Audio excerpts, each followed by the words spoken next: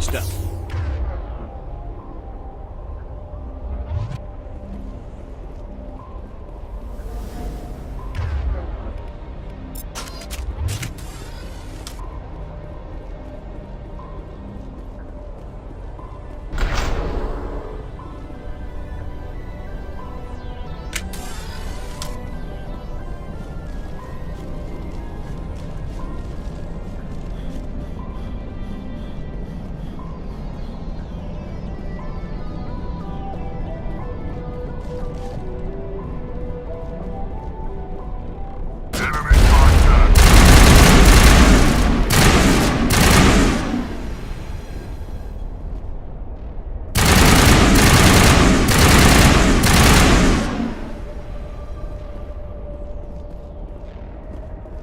Secured.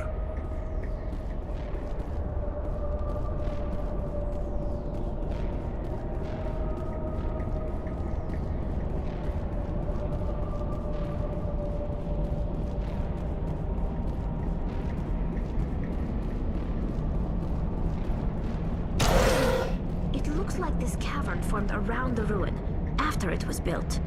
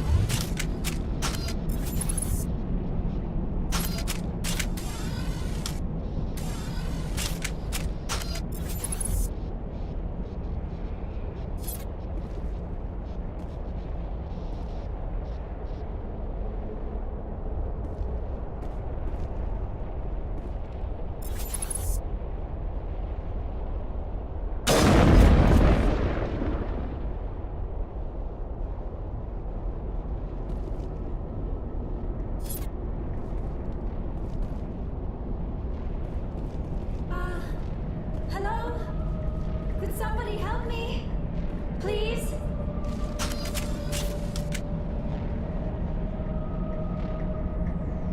Can you hear me out there? I'm trapped! I need help! Are you okay? What happened to you? Listen, this thing I'm in is a Prothean security device. I cannot move, so I need you to get me out of it, alright? Your mother is working with Saren.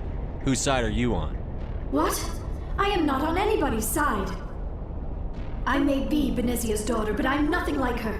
I have not spoken to her in years. Please, just get me out of here. How'd you end up in there? I was exploring the ruins when the Geth showed up, so I hid in here. Can you believe that? Geth beyond the veil! I activated the tower's defenses. I knew the barrier curtains would keep them out. When I turned it on, I must have hit something I wasn't supposed to. I was trapped in here. You must get me out, please! We'll find some way to help you. There is a control in here that should deactivate this thing. You'll have to find some way past the barrier curtain. That's the tricky part. The defenses cannot be shut off from the outside. I don't know how you'll get in here. Be careful. There is a Krogan with the Geth. They have been trying different ways to get past the barrier.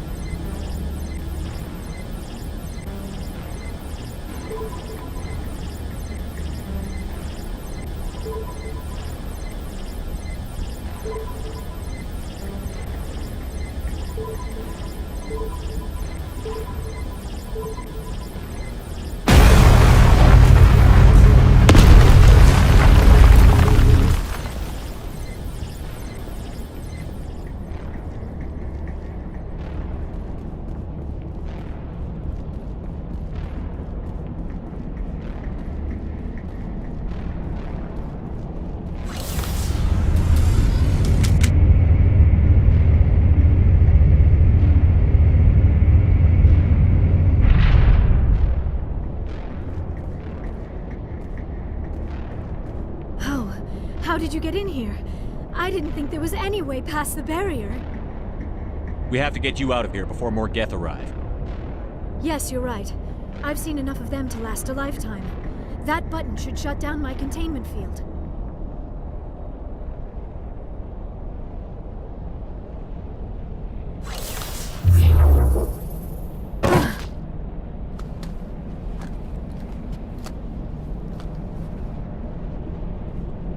Any idea how we get out of this place? There is an elevator back in the center of the tower. At least I think it's an elevator. It should take us out of here. Come on! I still cannot believe all this. Why would the Geth come after me? Do you think Benezia's involved? Seren's looking for the conduit. You're a Prothean expert. He probably wants you to help him find it. The conduit, but I don't know. What the hell was that? These ruins are not stable. That mining laser must have triggered a seismic event. We have to hurry. The whole place is caving in. Joker, get the Normandy airborne and lock in on my signal. On the double, mister. Aye, aye, Commander. Secure and away. ETA 8 minutes. He needs to move faster. If I die in here, I'll kill him.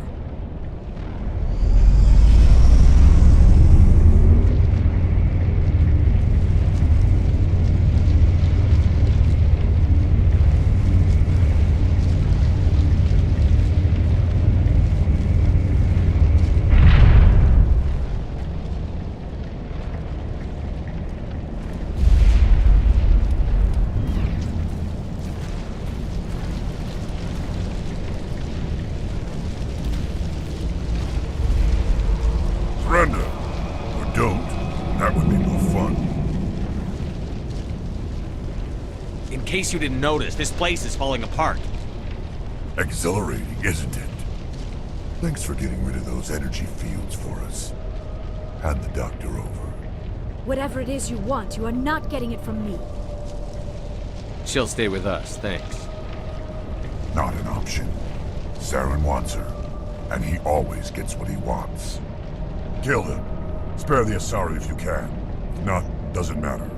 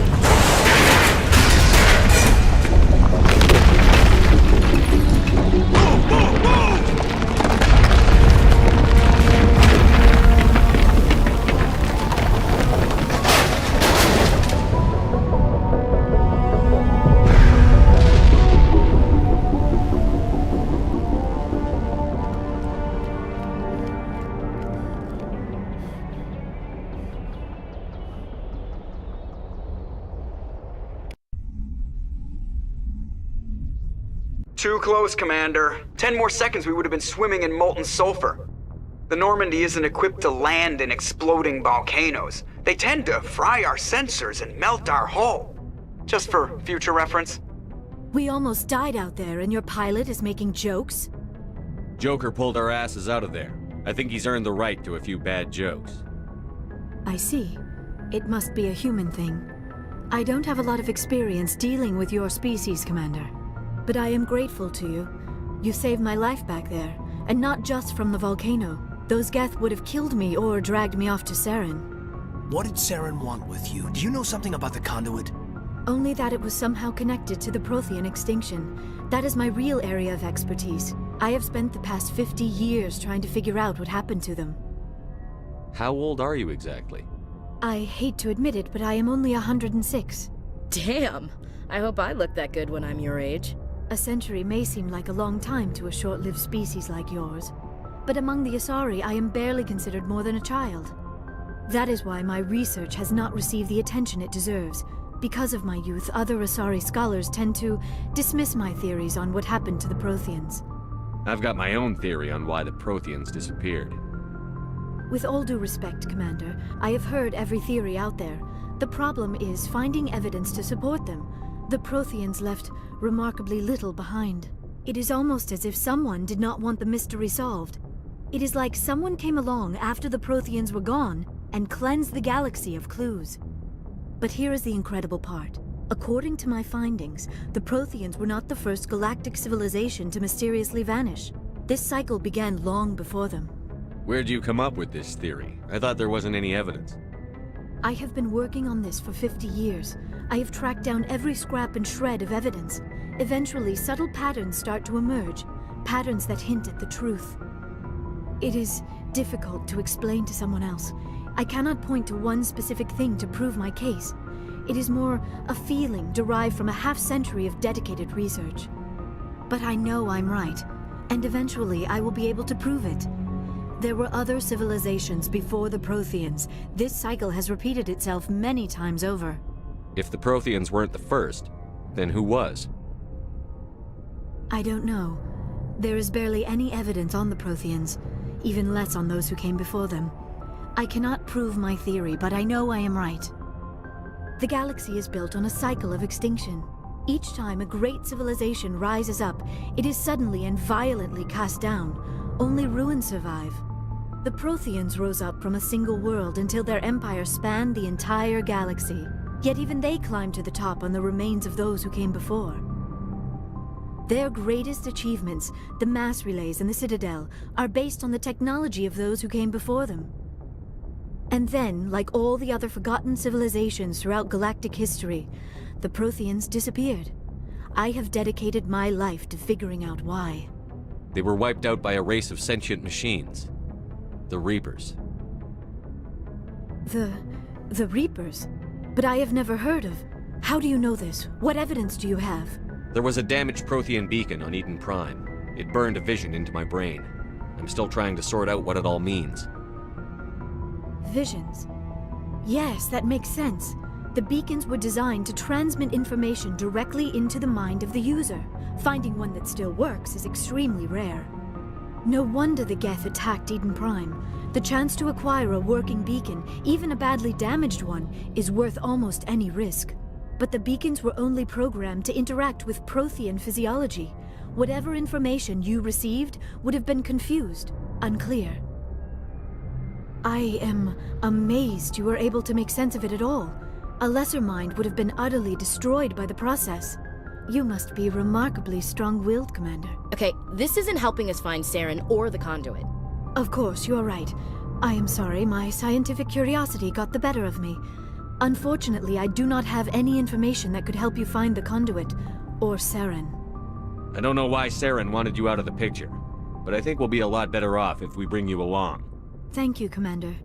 Saren might come after me again. I cannot think of anywhere safer than here on your ship.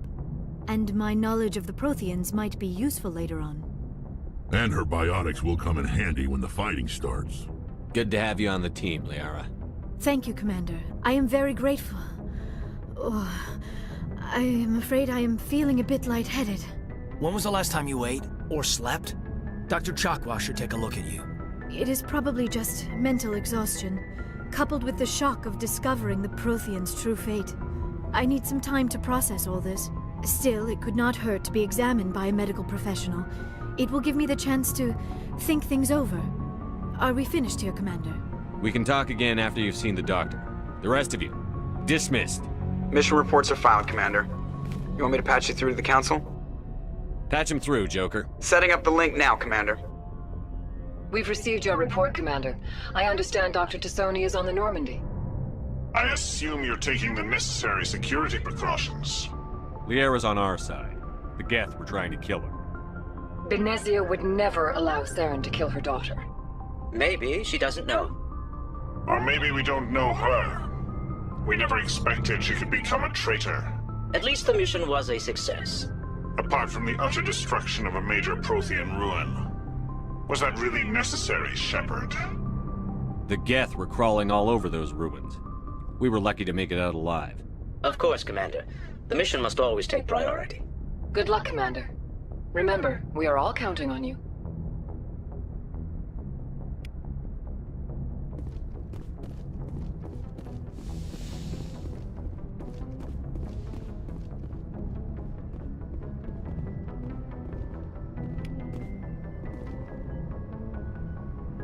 If anyone has to take over for Captain Anderson, I'm glad it's you. I'm not sure about having non-humans on our ship, though. We're all on the same team here, Presley. With all due respect, sir, that's what they said about Nihilus. Look how that turned out. Speak freely, Presley. I want to know if you have a problem with non-humans. It's not that, Commander. Humanity has always handled its own problems. Saren attacked one of our colonies. We should be the ones to stop him. We don't need their help. Some people think asking for help is a sign of weakness. That's just being stupid and stubborn. No matter how strong you are, allies can make you stronger. I guess so. Maybe I'm just stuck in the old ways of thinking. But don't worry, Commander, this won't be a problem. How did you end up assigned to the Normandy? I signed up with the Alliance as a navigator right out of school, following in my grandfather's footsteps, I guess. My first posting was on the Agincourt. We were one of the first reinforcements to arrive at Elysium after the Blitz hit, and those raiders were no match for an Alliance frigate. Of course, the only reason the colony was still standing was because of you, Commander. I can't believe you held out as long as you did. How did you end up on the Normandy? I got my officer's commission after Elysium. Must have made an impression on the right people. Captain asked for me when he was picking his crew. Carry on, Presley. Yes, sir.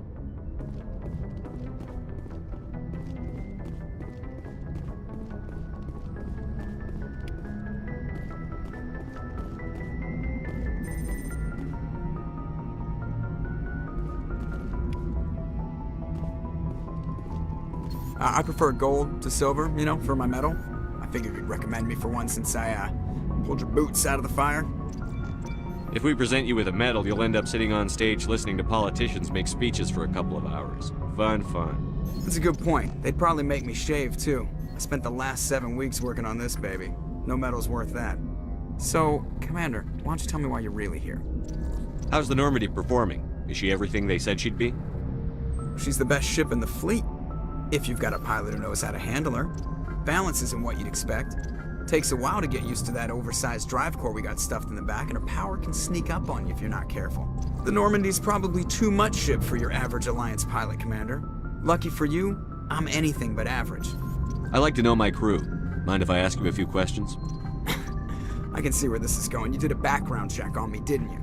Well, I'll tell you the same thing I told the captain. You want me as your pilot. I'm not good. I'm not even great. I am the best damn helmsman in the Alliance fleet. Top of my class in flight school, I earned that. All those commendations in my file, I earned every single one. Those weren't given to me as charity for my disease. I'm sorry, Joker. I didn't even know you were sick.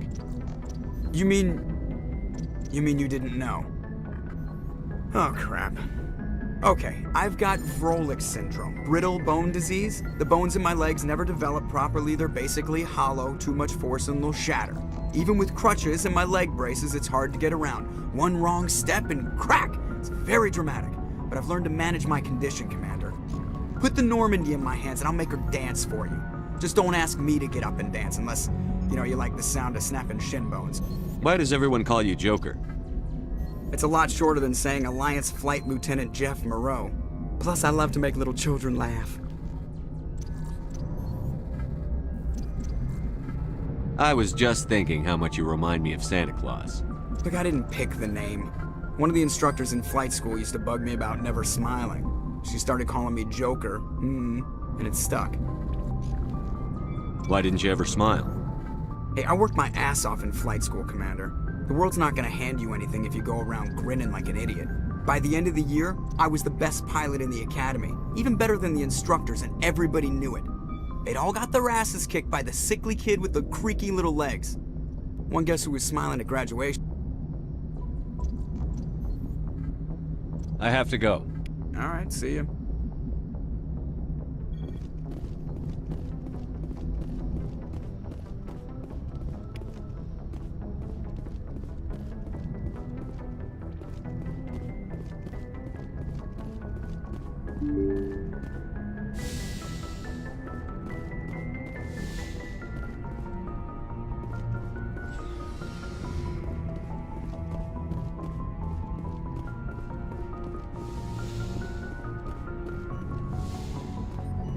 Yes, Commander? Is there something you need? How did you end up serving on an Alliance ship? I enlisted right out of med school. Earth always seemed boring to me. Too safe, too secure. I figured the colonies were teeming with exotic adventure.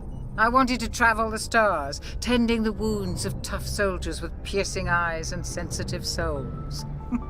Turns out military life isn't quite as romantic as I'd imagined. But humanity needs the Alliance if we want to keep expanding through the Traverse, and the Alliance always needs good doctors. So I stayed on to do my part. Ever think you made the wrong choice? Sometimes I think about opening a private practice back on Earth, or maybe taking a position at one of the new med centers out in the colonies. But there's something special about working on soldiers. If I left the Alliance now, I'd feel like I was abandoning them. How did you end up serving on an Alliance ship? I enlisted right out of med school. I wanted... But humanity needs the Alliance if we want to keep expanding. How well do you know the Lieutenant? I'd never worked with him before this mission. But he has an impressive service record, over 12 special commendations.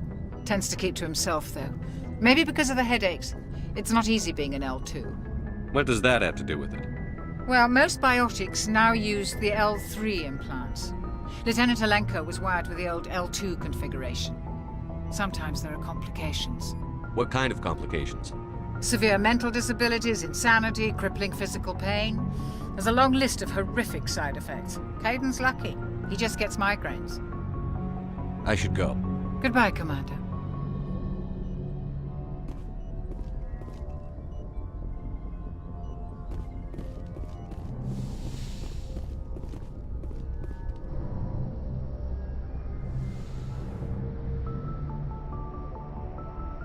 Commander, are you coming to check up on me? You look much better. How are you feeling? Dr. Chakwas assures me I am going to be fine. I was impressed with her knowledge of Asari physiology. You're in good hands. Dr. Chakwas knows what she's doing. I never properly thanked you for saving me from the Geth, Commander. If you hadn't shown up... I'm just glad we got there in time. So am I. I know you took a chance bringing me aboard this ship. I have seen the way your crew looks at me. They do not trust me. But I am not like Benezia. I will do whatever I can to help you stop Saren. I promise. Don't worry, Liara. I trust you. I know you won't let me down. It means a lot to hear you say that, Commander. Thank you. Tell me about yourself, Liara. Me? I am afraid I am not very interesting, Commander. I spend most of my time on remote digs, unearthing mundane items buried in long-forgotten Prothean ruins. Sounds dangerous. And lonely.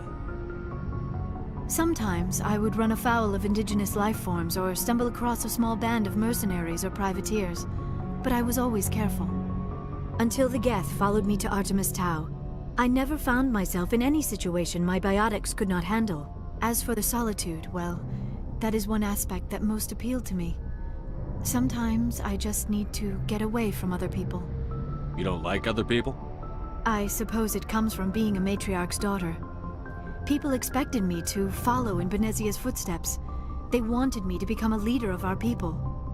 Matriarchs guide their followers into the future.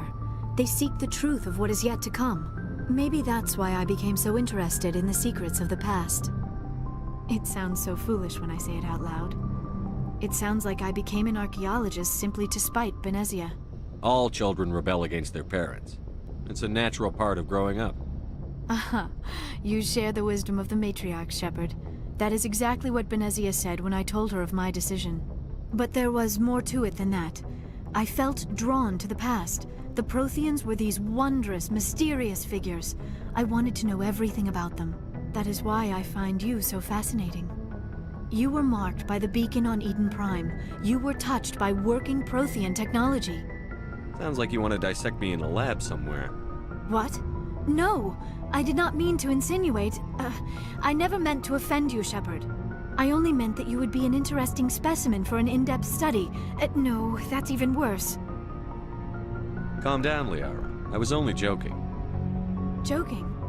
Oh, by the goddess, how could I be so dense? You must think I am a complete and utter fool. Now you know why I prefer to spend my time in the field with data disks and computers. I always seem to say something embarrassing around other people. Please, just pretend this conversation never happened. Do you know why Benezia joined up with Saren? I don't understand it. She was always outspoken about the need for the Asari to become more involved in shaping galactic events. Maybe she thought allying herself with Saren would somehow be for the greater good in the long run. At least I hope so. This hurts you, doesn't it? None of this makes any sense to me. I have not spoken to Benezia in many years, but I know her, and this was not like her. Something changed. I'd like to know more about the Asari. We were the first species to discover the Citadel. We were instrumental in forming the Council, and we always strive to be the voice of peaceful cooperation in galactic disputes. My people believe we are all part of a single galactic community. Each species contributes something to the greater whole. Although we seek to understand other species, it seems few of them seek to understand us. The galaxy is filled with rumors and misinformation about my people. Like what? Most of the inaccuracies are centered around our mating rituals. My species is monogendered. Male and female have no real meaning for us. We still require a partner to reproduce. This second parent, however, may be of any species and any gender. I don't understand. Your species can mate with anyone? Mating is not quite the proper term, not as you understand it. Physical contact may or may not be involved, but it is not an essential element of the union. The true connection is mental. Our physiology allows us to meld with other beings. We can touch the very depths of their minds. We explore the genetic memory of their species. We share the most basic elements of their individual and racial identities. We then pass these traits on to our daughters.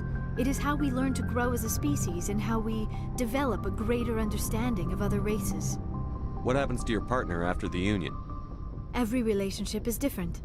Some unions are a single encounter with both parents parting ways afterwards. Others can be more long-term. Sometimes an Asari and her partner will stay together for many decades. Do you know who Matriarch Benezia chose as her partner? She rarely spoke of her partner. Though I know my father, if you want to use that term, was another Asari. I thought you always needed another species to serve as one of the parents. Think about it, Shepard.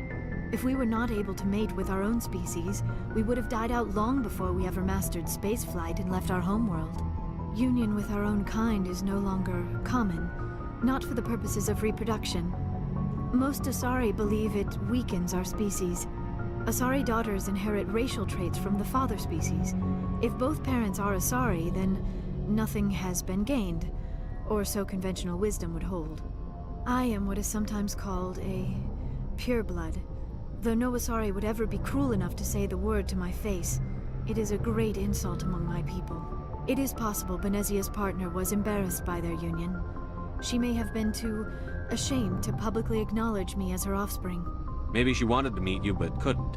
Something could have happened to her. Maybe she passed away. You might be right. I hope you are.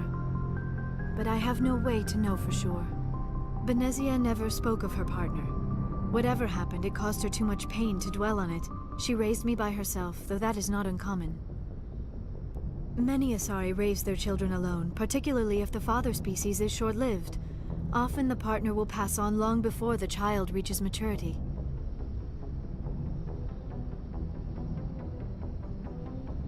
You Asari live for 1,000 years. What happens when your partner dies? Few sapient species live as long as my kind. We have learned to take a philosophical approach to our unions. We do not focus on the inevitable loss of our partners. Instead, we enjoy the time we spend with them. And even after they're gone, a part of them lives on in us. The union is a connection that transcends both time and space. Do you know who Matriarch Benezia chose as her She partner? rarely spoke of her partner. Though I know... I thought you always needed Think another. of union... It is possible Benezia's partner was embarrassed by their union. Maybe she wanted to meet you, but... Benezia... Many Asari raise their children alone, particularly if the father I should go. Goodbye, Shepard.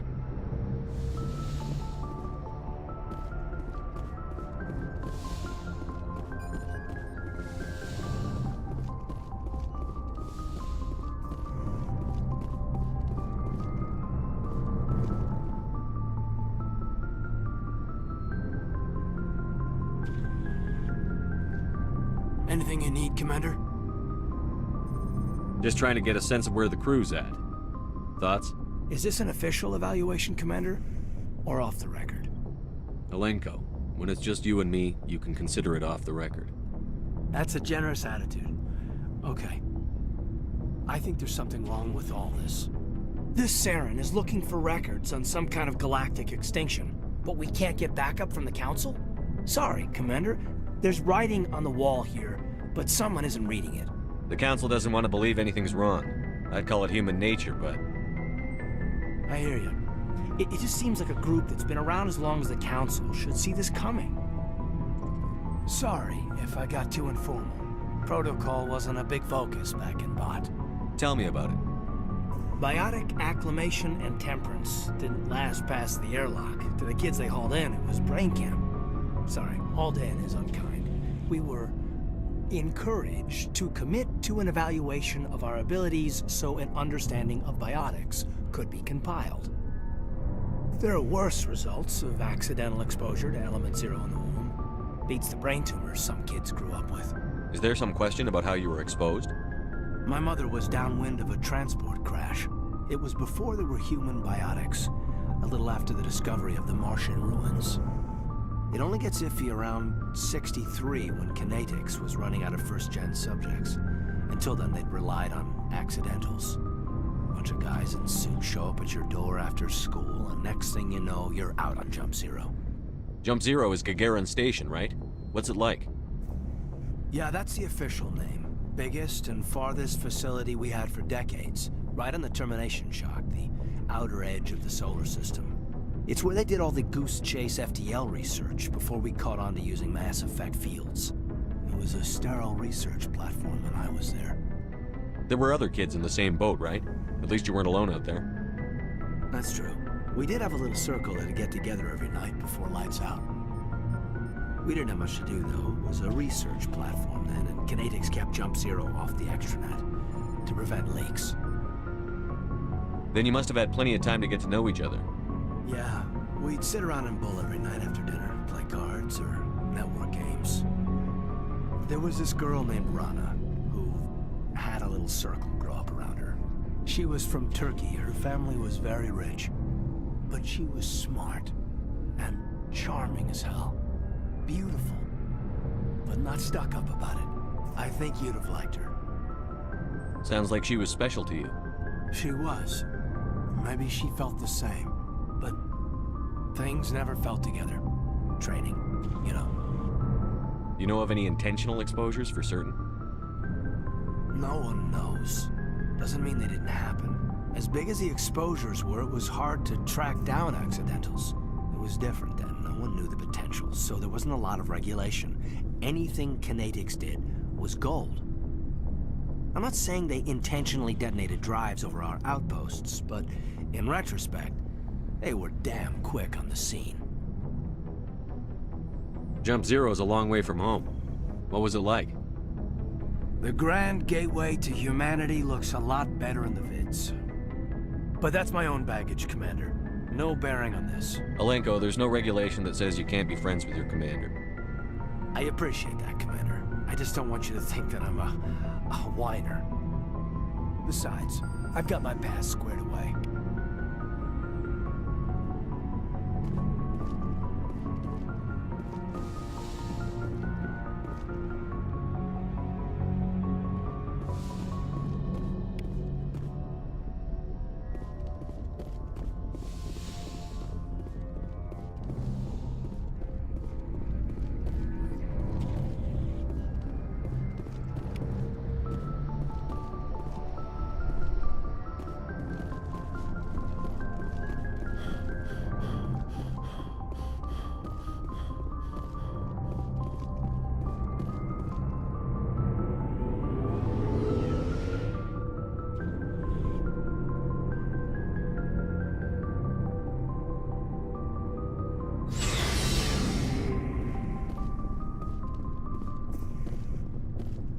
Commander, nice work out there.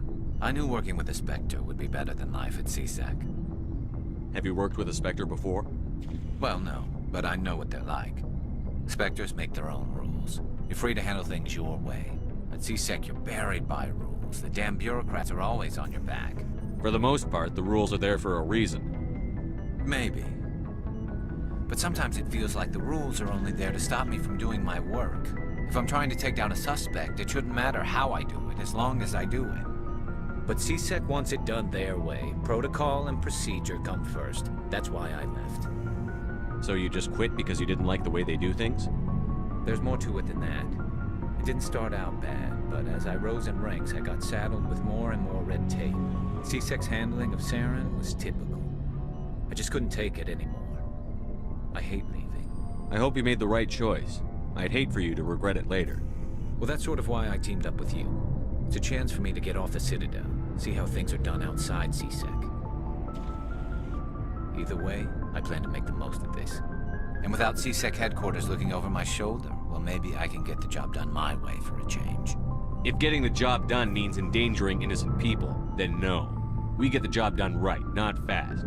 Got it? I wasn't trying to. I understand, Commander.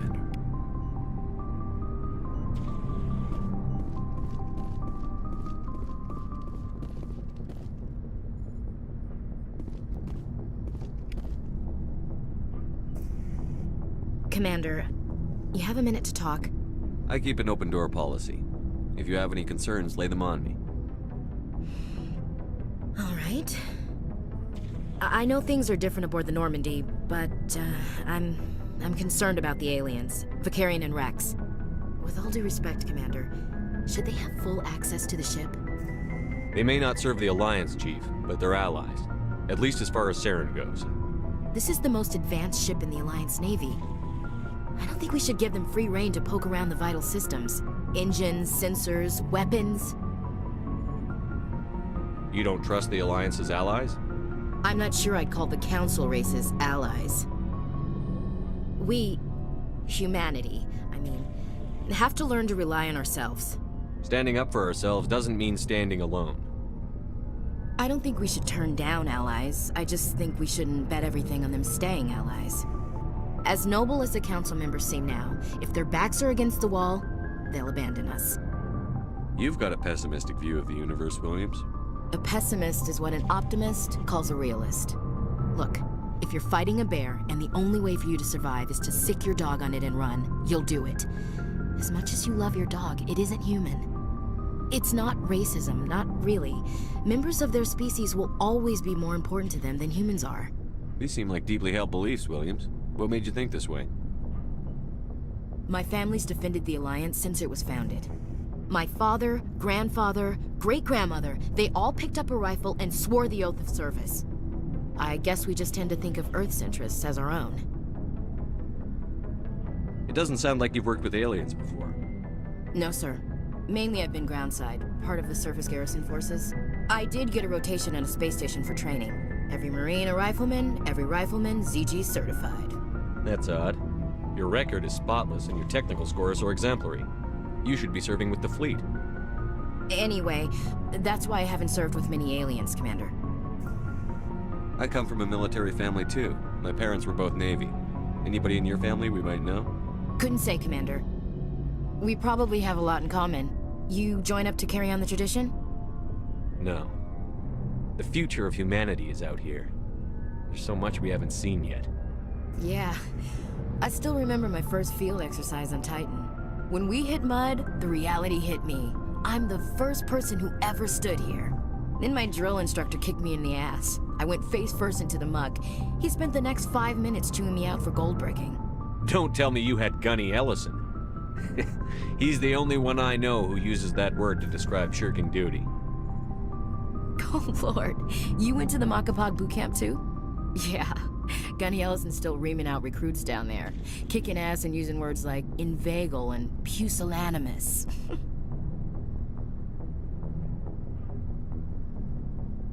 I come from a military family too. Couldn't say, Commander. We probably have a lot in common. You join up to carry on the tradition? Mainly I wanted to serve. Protect the Alliance, save lives, you know. Glad to hear it. I'd hate to think you were out here for a free college education. All right. I can see where your concerns are coming from, Williams. But this is a multilateral mission. You're going to have to work with aliens, like it or not. It won't be a problem, Commander. You say jump, I say how high. You tell me to kiss a Turian, I'll ask which cheek. Would you kiss anyone I ordered you to? That depends, sir. If you ordered me to kiss a superior officer, that would be a violation of the regs concerning fraternization. That would make it an illegal order. I'd be required to decline and relieve you of command. Sir. What's your opinion on the last mission? Not sure I buy Dr. Tassoni's story about her and her mom not talking. They're family, right? I think she's being straight with us. Or at least, I don't think she lies very often. Yeah, she's probably really bad at it. Hey, want me to ask her about her sex life? Might be illuminating. I don't think she's used to teasing. Good-natured or otherwise. No fun, Commander. Too bad those ruins got destroyed. I mean, they lasted thousands of years. That's impressive. We'll talk later, Williams. Looking forward to it, sir. Shepard, what can I do for you? What's your story, Rex? There's no story. Go ask the Quarian if you want stories. You Krogan lived for centuries. Don't tell me you haven't had a few interesting adventures. Well, there was this one time the Turians almost wiped out our entire race. That was fun. I heard about that. You know, they almost did the same to us. It's not the same. It seems pretty much the same to me. So your people were infected with a genetic mutation? An infection that makes only a few in 1,000 children survive birth? And I suppose it's destroying your entire species? I suppose it isn't all the same. I don't expect you to understand, but don't compare humanity's fate with the Krogan. I was just making conversation. I wasn't trying to upset you. Your ignorance doesn't upset me, Shepard. As for the Krogan, I gave up on them long ago. The genophage infected us, but it's not what's killing us. Are your people really dying? We're sure not getting any stronger. We're too spread out. None of us are interested in staying in our own system. Lots of species have left their homes and prospered. But they go to colonize new worlds. We're not settlers. We're warriors. We want to fight. So we leave. Hire ourselves out. And most of us never go back. What can you tell me about the genophage? Ask the Solarians if you want details. They made it. All I know, it makes breeding nearly impossible. Thousands die in stillbirth, and most never get that far. Every Krogan is infected. Every one. And no one's rushing to find a cure. Why don't the Krogan try to find a cure? When was the last time you saw a Krogan scientist? Ask a Krogan. Would he rather find a cure for the genophage or fight for credits? He'll choose fighting every time. It's just who we are, Shepard. I can't change that. Nobody can. So long, Rex. Shepard.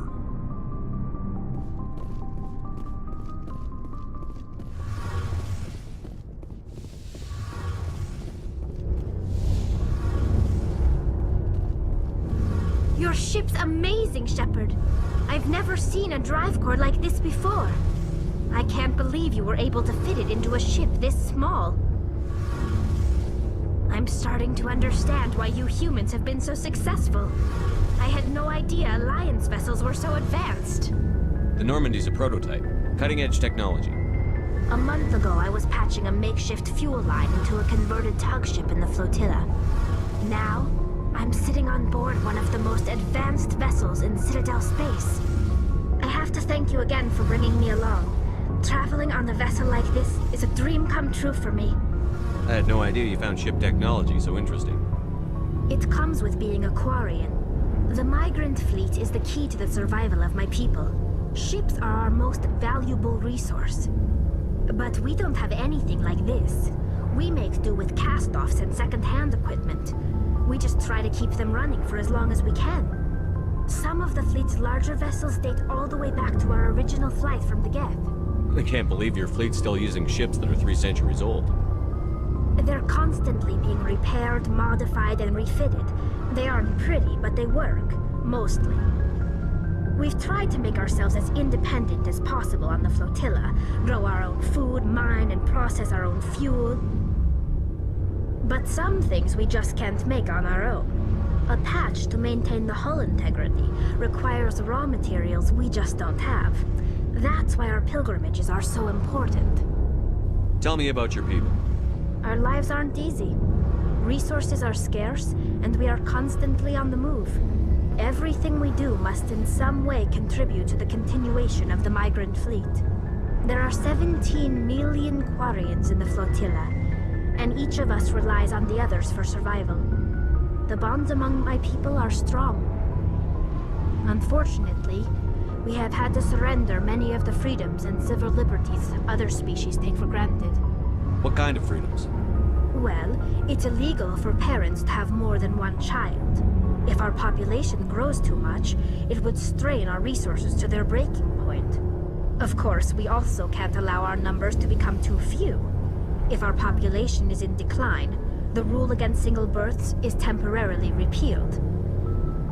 In extreme cases of population decline, incentives are even offered to encourage multiple births, though the Conclave hasn't had to take such measures in nearly a century. That's your government. The Conclave is our civilian branch of government. Each ship can elect a representative to serve on the Conclave and make decisions that affect the fleet as a whole. On matters that affect an individual ship, however, the captain has the final say. It's a tradition that dates back to the early days, when the fleet was governed by martial law. Fortunately, most captains nowadays are smart enough to have an elected council from their crew to give them advice and guidance. So the ultimate power rests with elected officials.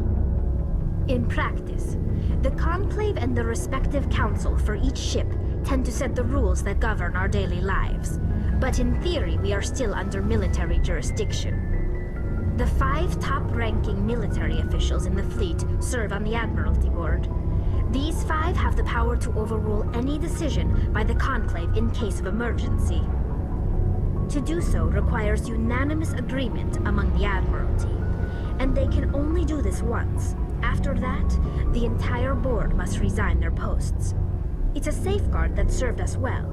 In nearly 3 centuries, the Admiralty Board has only overruled the Conclave 4 times. I want to know more about the Geth. I doubt I can tell you anything you don't already know. It's been almost 3 centuries since they drove my people into exile. All I know is the story of their origins, what they were when we created them, and how they turned on us. Interesting. The Geth were originally created to serve as an automated manual labor force. Initially, their intelligence was as limited as any VI. Over time, we made small modifications to their programming to allow them to perform more varied and complex tasks, bringing them closer and closer to true AI status. How come the Council didn't step in and stop you? This wasn't true AI research. We may have been skirting the bounds of the law, but we never did anything that was actually illegal. The changes were so insignificant, so gradual, that we were able to control them. Or so we thought. But one thing we underestimated was the power of the neural network. A million Geth thinking simultaneously created an inherently unstable matrix. So, the Geth share brain power? Many of the Geth's logic systems were designed to work in concert with other nearby Geth. Basically, the more of them you have in a group, the smarter they are. So there's some sort of group consciousness? No, nothing like that. They cannot share sensory data or information. Their programming cannot handle that much simultaneous input. Each Geth maintains an individual awareness and identity. The neural network only operates on a process-based level. It's basically the synthetic equivalent of a subconscious. But when they're in close proximity, they can coordinate low-level functional processes, freeing up more capacity for original or independent thought. That doesn't make any sense. I'm probably oversimplifying. The Geth are incredibly advanced and complex creations. All you need to know is that they get smarter when they gather in large numbers. As we built more and more Geth, their effective intelligence became more sophisticated, more abstract. One day, a Geth began to ask its Quarian overseer questions about the nature of its existence. Am I alive? Why am I here? What is my purpose? As you can imagine, this caused a near panic among my people. I don't see what's so bad about those questions. The Geth were created to engage in mundane, repetitive, or dangerous manual labor. That's fine for machines, but it won't satisfy a sentient being for long. The Geth were showing signs of rudimentary self-awareness and independent thought. If the Geth were intelligent, then we were essentially using them as slaves. It was inevitable the newly sentient Geth would rebel against their situation. We knew they would rise up against us, so we acted first. A general order went out across all Quarian-controlled systems to permanently deactivate all Geth. The Geth responded to this order violently. You can't blame them for fighting for their survival. We had no other choice. The Geth were already on the verge of revolution. By acting quickly, we had a chance to end the war before it began. The hope was that most of the Geth would still be little more than machines, incapable of organized resistance. But they had progressed much further than anyone anticipated. The war was long and bloody. Millions upon millions of Quarians died at their hands. In the end, we were forced to flee our own homeworld. We feared the Geth would pursue us, but they never came beyond the Veil. Now we drift through space, exile searching for a way to reclaim what was once ours. It's hard to feel sorry for you. Your ancestors tried to wipe out another species. We made a mistake when we created the Geth in the first place, but we did not make a mistake when we went to war against them. If we had not acted, they would have wiped us out. They're a synthetic life form. They have no use for organics. None. Why do you think they cut themselves off from the rest of the galaxy? Why do you think they've killed every organic being who's ever tried to contact them? I didn't mean to offend you. I'm sorry. I didn't mean to get so worked up. Most Quarians tend to have pretty strong opinions about the Geth. I want to know more about the pilgrimage. When my people reach maturity, we leave our birth ships and seek acceptance with a new crew. It's necessary to maintain genetic diversity among the fleet. But no ship wants to accept someone who will be a burden on them. So, to prove our worth, we embark on a pilgrimage. We set out alone, leaving the flotilla and our families behind us. We only return once we have found something of value we can bring back to the fleet.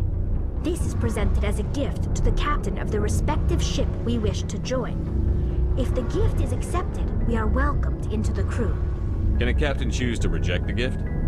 That doesn't happen often. Most captains are eager to increase the size of their crew. It increases their own standing in our society.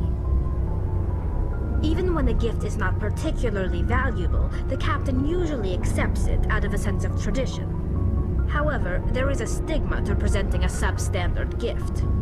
It's not the best way to make a good impression on a new community. Most pilgrims don't return until they find something worthwhile.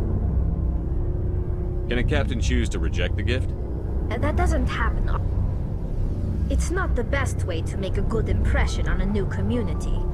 Most pilgrims don't return. I want to talk about something else. Like what? I should go. See you later.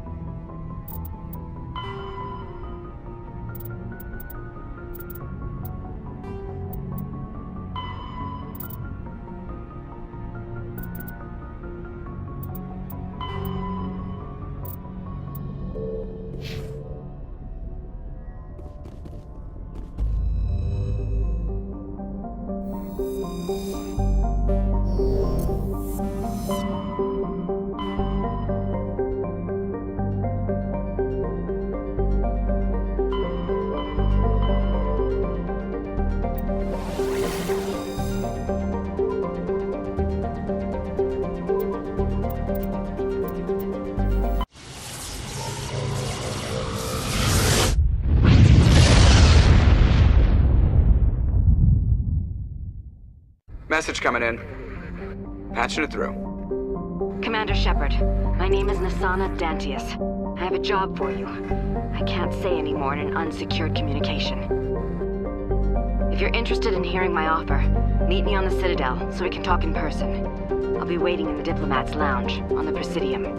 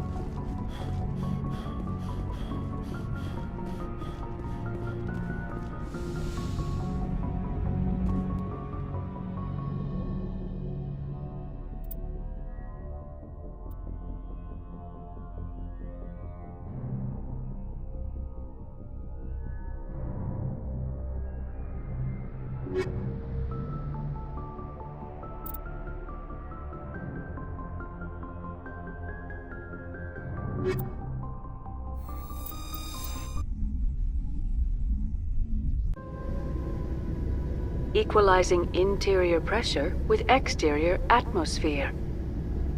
Logged. The commanding officer is ashore. Exo Presley has the deck.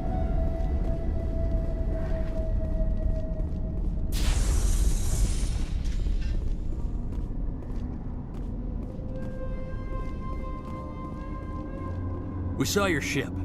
Faidan wants to speak with you immediately. Who's Faidan? He's our leader. He needs your help to prepare for the Geth. They're making another push. Please, up the stairs past the freighter.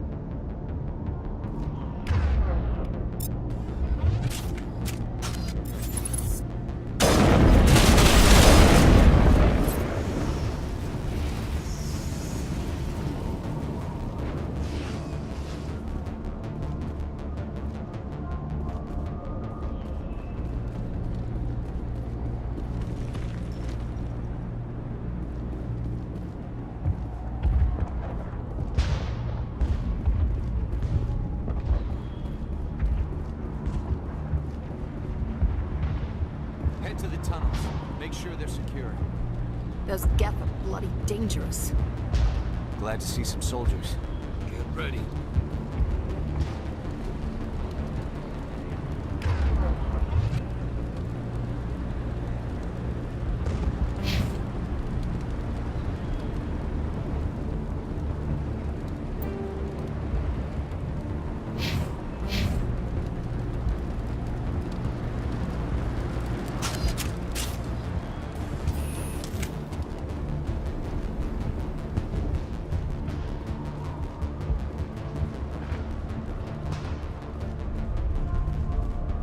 There, dear.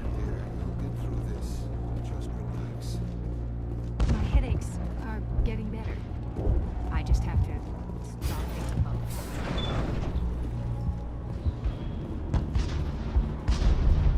Oh, Commander. I'm glad they finally sent somebody to help us. You're a bit late, aren't you? Arcelia. Sorry, Commander. Everyone's on edge since... Watch out! We've got Geth in the tower! Protect the heart of the colony!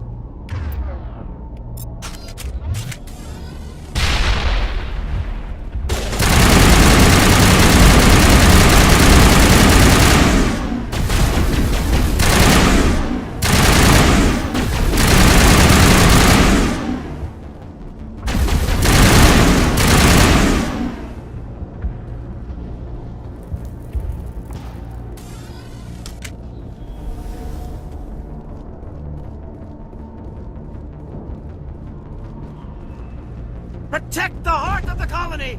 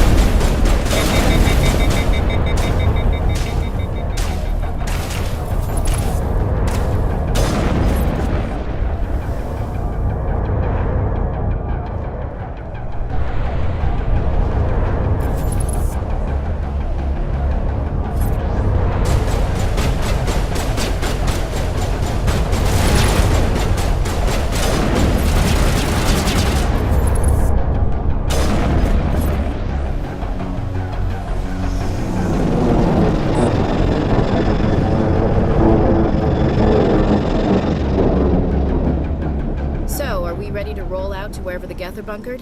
Check in with Fidan, but I think we're done here.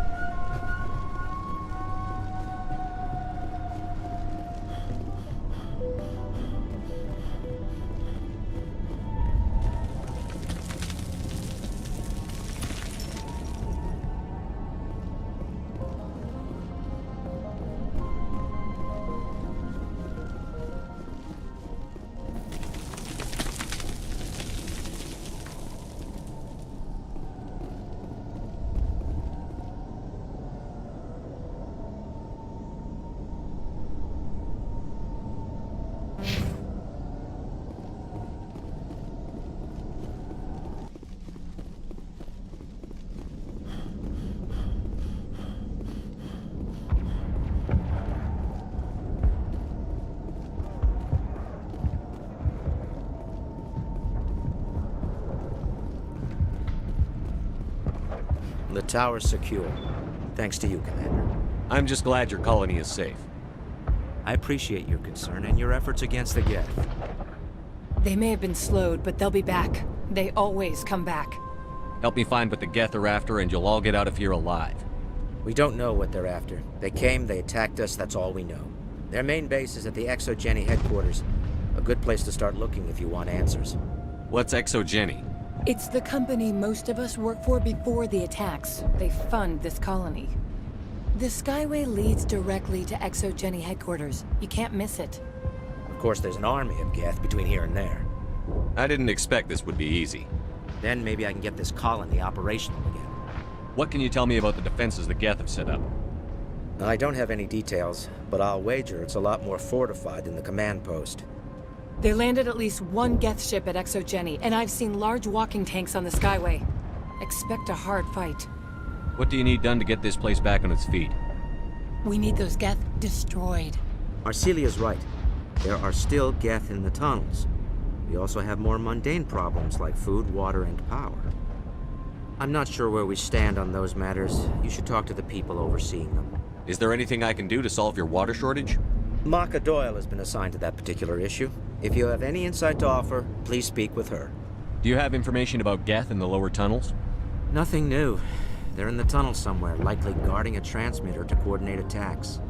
It's not a critical threat right now, but getting rid of that transmitter will help us defend against further attacks. What's wrong with the colony's power supply? May O'Connell is working on our power problems. She'd know more about it than I do. You mentioned something about a food shortage. Davin Reynolds is tasked with securing food for the immediate future. If you can assist, please speak with him. Let's talk about Zeus, Hope, and Pharos in general.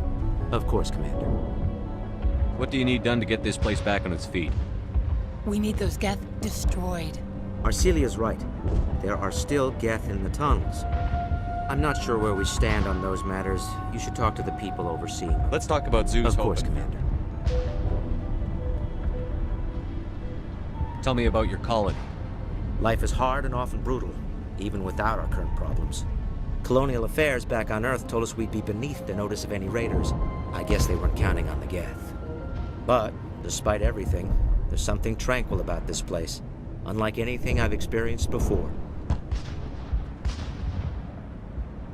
What else can you tell me about ExoGeni? ExoGeni funded this colony. Without them, we wouldn't be stuck here. They specialize in colonization. In return for bankrolling the colony, we work for them. Their main goal is the retrieval of valuable artifacts or resources. Except there isn't anything here. Or if there is, we didn't find it. I wonder if that's what the Geth are looking for. Perhaps. As she said, we never found anything of value. Of course, the Geth could know something we don't. I'll talk to you when I learn more. Good luck, Commander.